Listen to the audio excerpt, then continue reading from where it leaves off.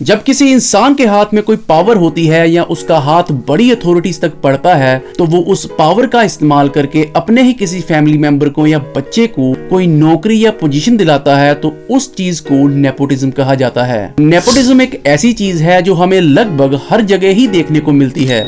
ज्यादा करके नेपोटिज्म राजनीति में देखा जाता है। यहाँ पॉलिटिशियंस अपने ही बच्चों को कुर्सी पर बैठाकर राजनीति चलाते हैं। बॉलीवुड में भी ये चीज आमतौर पर देखने को मिलती है। यहाँ बड़े बड़े स्टार सिर्फ अपने ही बच्चों को मेगा स्टार बनाने में लगे हुए हैं, भले ही उनको एक्टिंग का ए भी ना आता हो। लेकिन राजनीति और फिल्मी दुनिया में नेपोटिज्म काफी हद तक कामयाब रहता है। और अगर क्रिकेट की बात करें तो यहाँ नेपोटिज्म आज तक ना तो कभी कामयाब हो सका है और ना ही कभी आने वाले समय में होगा। सीनियर क्रिकेटर्स अपनी पावर के दम पर अपने बच्चों को इंटरनेशनल क्रिकेट में जगह दिला जरूर सकते हैं, लेकिन अगर उन बच्चों में अंदर से ही टैलेंट या जज्बा ना हो तो वो जल्दी ही क्रिकेट की दुनिया से गायब भी हो जाते हैं। या फिर जिनके अंदर टैलेंट होता भी है उनके ऊपर एक अलग से प्रेशर होता है कामयाब होने का, क्योंकि दुनिया को उनसे जरूरत से ज्यादा उम्मीदें होती हैं। सबको ऐसा लगता है कि जैसा बाप था वैसा ही बेटा होगा और इंटरनेशनल क्रिकेट में पैर रखते ही वो अपने बाप जैसा खेलना शुरू कर देगा। लेकिन दोस्तों जरूरी नहीं है कि हर कोई एक जैसा ही हो। ऐसे ही कुछ खिलाड़ी नेपोटिज्म की बदौलत टीम इंडिया में आए तो जरूर थे,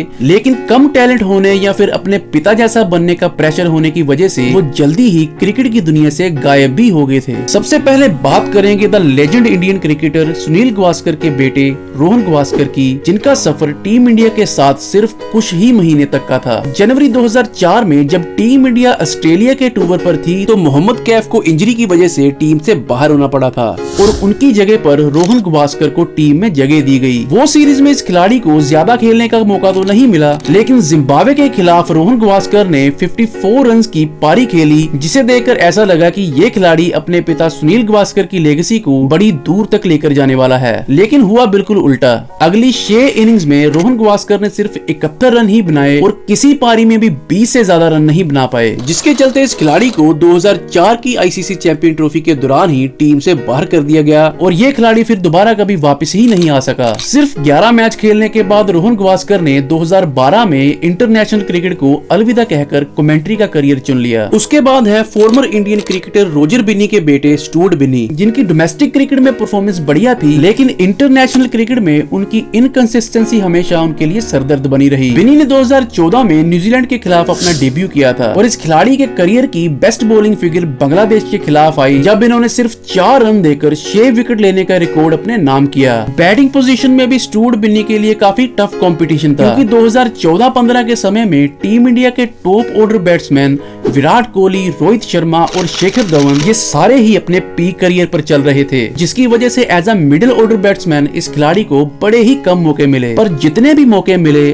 उसमें स्टुअर्ट बिन्नी अपनी छाप छोड़ने में असफल रहे, जिसकी वजह से अक्टूबर 2015 के बाद इस खिलाड़ी को इंडियन जर्सी में कभी देखा ही नहीं गया। स्टुअर्ट बिन्नी के बारे में ऐसा नहीं कहा जा सकता कि उनमें टैलेंट की कमी थी, लेकिन उनके ऊपर अपने पिता रोजर बिन्नी जैसा परफॉर्म करने का प्रेशर जरूर था, जो उनके शॉर्ट करियर का कारण भी बना। फिर तीसरे नंबर पर हैं बिहार के पॉलिटिशियन लालू प्रसाद यादव के बेटे तेजस्वी यादव। इनके क्रिकेट करियर के बारे में सुनकर आप भी हैरान हो जाओगे और नेपोटिज्म का असली मतलब आपके दिमाग में बैठेगा। इस खिलाड़ी की ना तो कोई डोमेस्टिक क्रिकेट में अचीवमेंट थी और ना ही कभी इसने कोई ऐसी पारी खेली थी जिसके चलते आईपीएल की फ्रेंचाइजी इनको कॉन्ट्रैक्ट देने के लिए तैयार रहती, लेकिन फिर भी तेजस्वी यादव को 2008 में दिल्ली डेयरडेविल्स द्वारा खरीदा गया था और 2012 तक इस खिलाड़ी को खेलने का कोई भी मौका नहीं दिया गया, जिसके चलते इस खिलाड़ी को 2013 में क्रिकेट से रिटायरमेंट लेकर वापस पॉलिटिक्स ज्वाइन करनी पड़ी थी। लेकिन इनके कोचेस का मानना था कि तेजस्वी यादव में एक अच्छा खिलाड़ी बनने की पोटेंशियल थी, लेकिन बिहार में स्पोर्ट्स फैसिलिटीज कम होने के कारण इस खिलाड़ी का सीखने का टाइम काफी हद तक खराब हुआ था।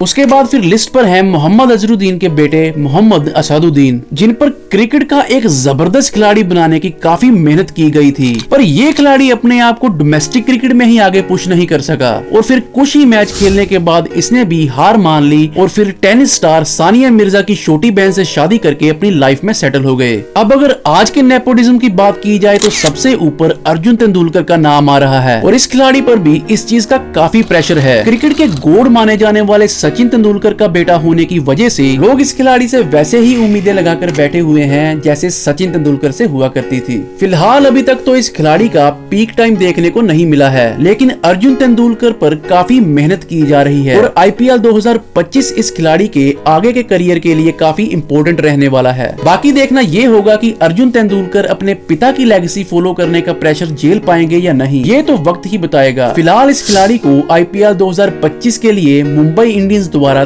30 लाख रुपए में रिटेन कर लिया गया है।